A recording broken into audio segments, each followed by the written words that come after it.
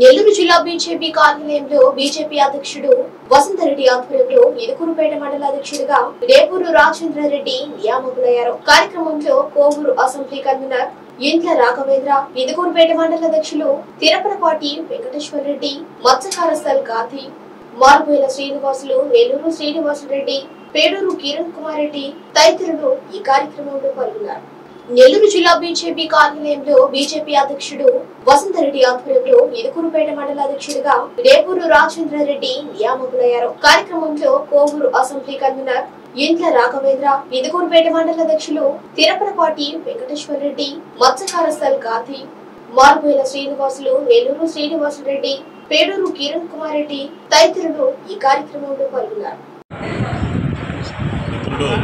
రేపూరు రాజేంద్ర రెడ్డి ఇదుకూరుపేట మండలాధ్యక్షుడిగా ఈరోజు ప్రకటించడం జరిగింది.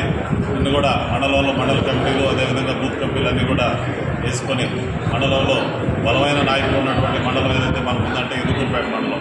కానీ ఈరోజు దాకా కూడా అందరూ కూడా దాన్ని పెద్దలందరితో కూడా మాట్లాడి మన రాజేంద్రని నియమించడం జరిగింది. అందరితో సహకరించి అందరితో కూడా కలిసి పనిచేస్తారని చెప్పి ఆశిస్తూ నా హృదయపూర్వక ధన్యవాదాలు తెలియజేస్తున్నాను. రాజేంద్ర